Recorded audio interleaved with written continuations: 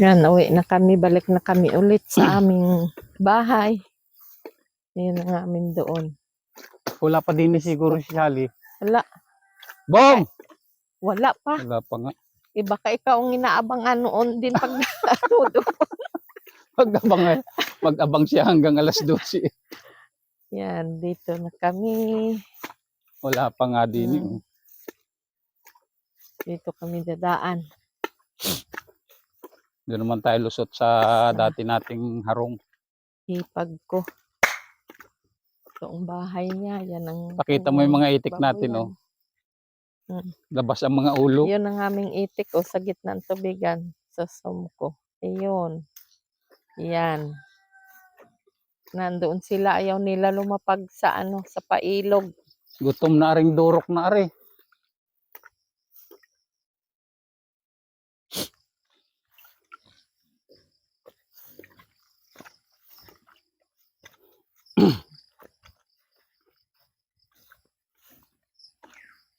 Pag hindi na ulan, pwede kami maglakad-lakad. Dito sa amin lugar ngayon na iuso na naman ang sakit ng iisip. Sa mga baboy, madami na.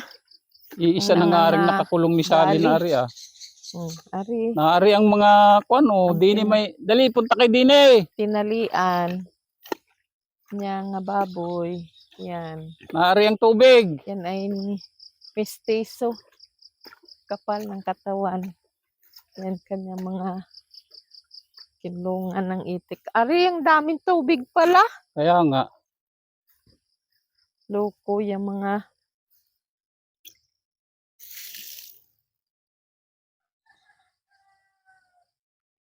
Ang itik namin nandun lang ay, oh.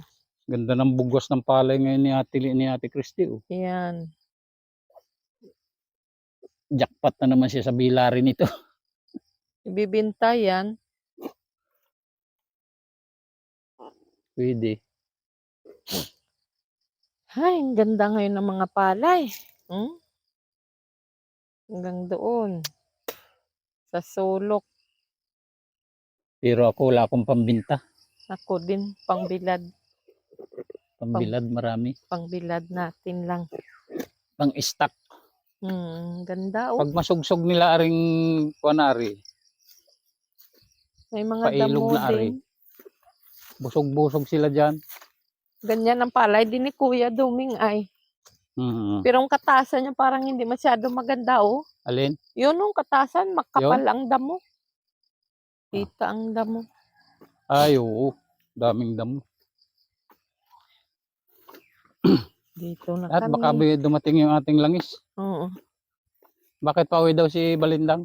Mabili daw siya ng gamit niya doon sa...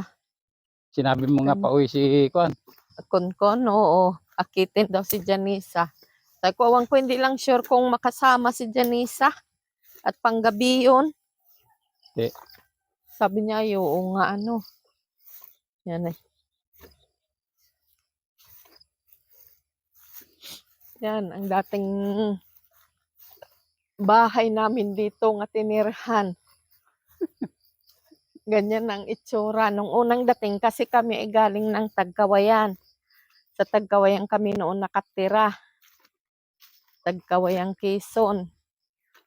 May bahay kami doon. Ang ginawa namin, bininta namin ang bahay at naglipat dito sa Lopez. Dito kami samantala pinatira ng aking biyanan. Yan.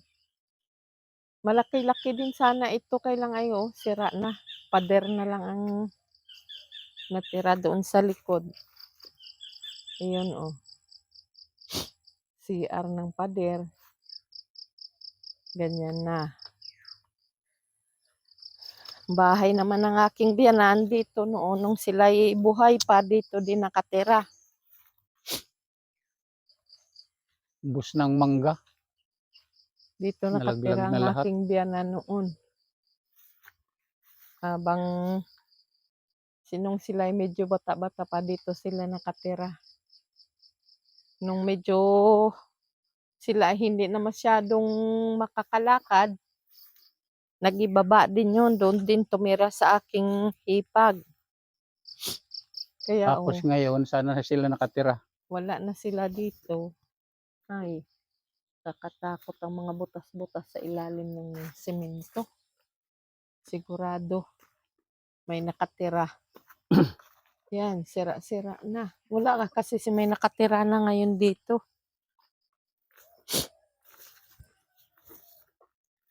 Kumbaga ay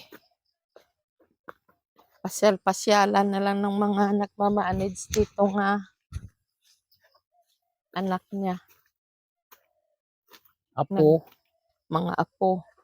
Diyan kami nagdadaos din sa sa reunion namin, oh. Yan, nung sukal na. Siot na ang palibot. ubos na ang santol. Yan. Oo. Eh, noon ay pawala na yun ay.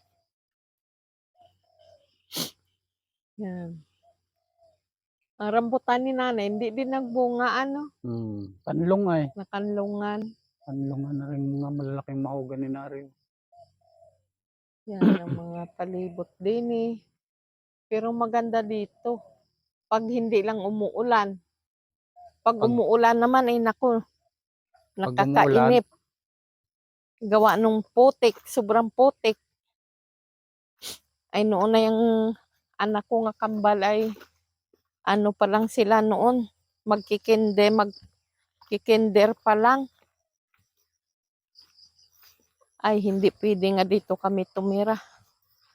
Kaya kami yanon lagunang nagbili palay. ng lupa sa tabing kali at doon kami nagbahay. Yan. Ang ganda ng palay talaga ngayon. Kay Charles, oh. Malago ang dahon nito. Kaya nga, Parang kuwan din ay, kuha nito ni Kuya Dumi nga palay na ito, parang pandan din.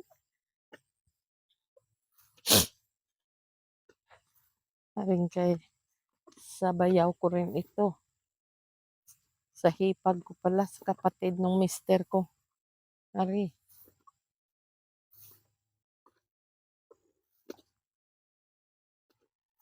kukupandan yan. Ano dito sa amin ay tubigan talaga. Ang ganda ng palay, ang bugwas ng palay, oh. Napaka kapal ng tubo. Isang ulan pa sana. Ang ganda ng tubi doon sa kay Mang Bihil ay. Ayan mo, magkameron din yan dito. Ari ayo. Mamaya. Bitak-bitak din. Hindi pa, kahit yung bitak-bitak, wala pa masyadong pondo na tubig. Mamayang gabi humingi ka kay Lord. Bibigyan ka nun bukas. Dilig, sa bagay, laking tulong na yung kuwan na yun. Dilig yun. na yun. Tamo, isang puno lang yan. Yan ang kakapal, oh. Parang tanlad. Nabuka ang puno. Dwarf siguro aring kay si Aldo na ari. Oo, yung nakapalibot na yan sa pispa na yan. Yan ang maganda. Dwarf nga yan talaga. Yan ang magandang karitan. Limit ng pagkakatanim ba? Ay, dwarf lang naman. Ay, hindi naman masyado malago ang dahon. Ba, Diyan nataas ang din yan. dating pispan. Yan yung pinapamingwitan namin. Yan ang pamimingwitan namin nung may tubig pa at may isda. Ngayon wala na. Wala na kasi tubig pag tag-init. Tuyo din. Doon! Nandyan yun. Diyan baga? Tanaw ko kanina. Yan pala ang maraming basket sa kay Aldo nga Na? Yung green.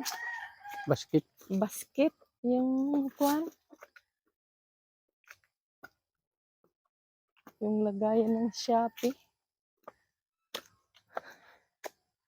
Nandito na kami.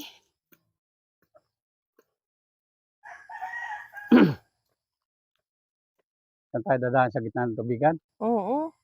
Huwag tayo diyan, maingay diyan ng aso. Doon tayo sa kabila.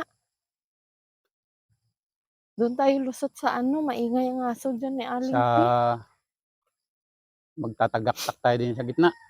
Hindi, diyan sa pila-pila nga papunta doon sa Kasi pag diyan tayo madaan, ang ingay ng aso. Ang daming aso pati.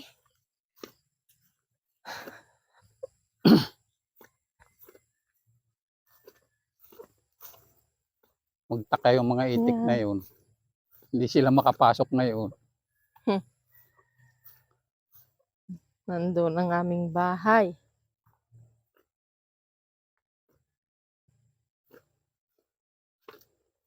Ayun, maliit. Hindi kita.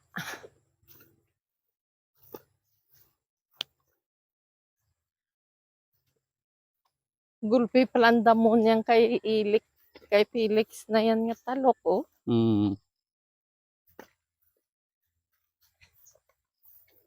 Bilog na ito, oh. Oo. Nauna ito, ayan, oh. Una ito. Dumalaga na ito. Nagkasakit din siya, oh. Gawa nung matagal nga walang tubig ay.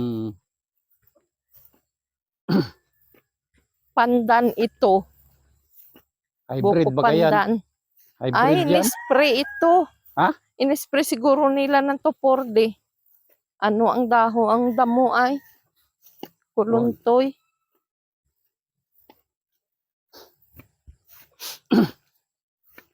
Diyan na tayo dadaan, oh. Yan ang sukal dyan. Malal. Diyan Liyok tayo naman dadaan. Oo. Sige Pwede na dyan. Sa Kabuta gitna ka ba? kami dadaan. Kabuta ka. Oo. Basa ang loob niyan. Busy ang mga tao sa paggagamas ng tubig ang gawa nung Dito ako nagdaan nung pagtawid ko, eh. Yan. Ha? Dito ako dumaan. Kaya nga lang ay libalibas, oh. Oo nga. Yan, oh. Dito o din, eh. Dito na lang. Saan? Dito na. Masiukal doon na sa likod Masyukal? na. Masukal. Na doon. Masyukal pala. Gagamas si matanda. Taas na! Mataas na! Malapit na ito magbunga. Mantutoy. Naninilaw, nalalanig ang daw. Kaya ganyan. Sa init, ano po ito? Hybrid? Hindi na, iba na yan. Malawak na nga. Oh. Inalis ko yun. Sabi naman, pero bang bigat. Ay, oo. Ay, ito ay yung galing munisipyo. 16 ito yata. 16 na rin. Ganda, oh. Malapit na po magbunga. Nanilaw.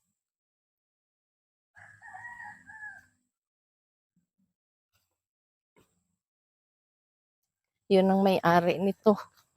Tubigan masipag, matyaga sa maalaga sa kanyang tubigan. Naninilaw daw ang kanyang palay.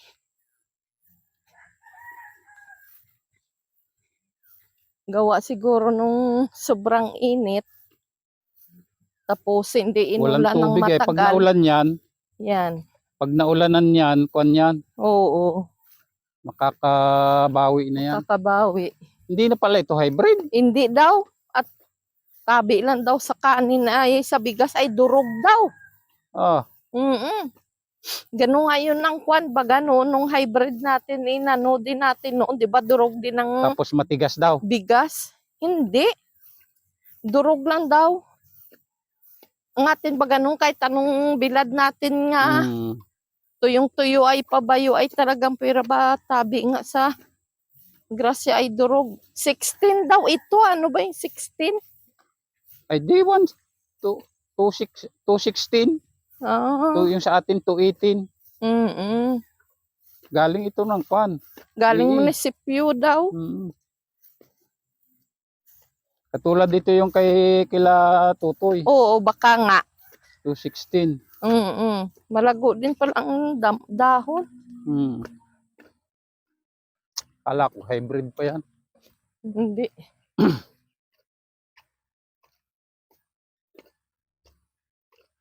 Dito nung minsan nagpista yung mga aming bata. bahay. Ha? Dito mo nagpista yung mga bata nung minsan sa maliliit na tilapia. Mm.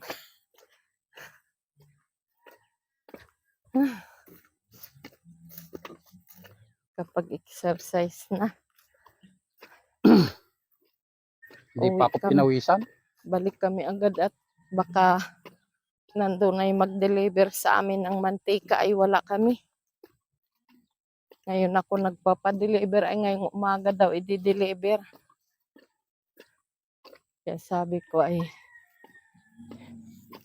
Linisan ko yung taniman ko ng dwarf. Linisan ko yung taniman ko ng dwarf. Oo. Tatanim natin. Para ano.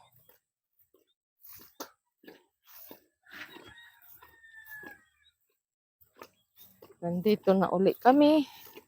Sa likod ng ang bahay na yun ng Barangay Rosario. Barangay Hall. Barangay Hall ng Barangay Rosario, Lopez, Quezon. Yan.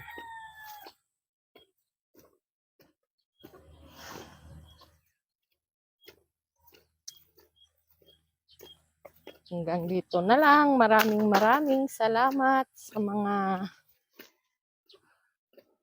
nagsusubaybay sa aming YouTube channel, sa papanood, sa nagtsatsaga. Maraming salamat and God bless.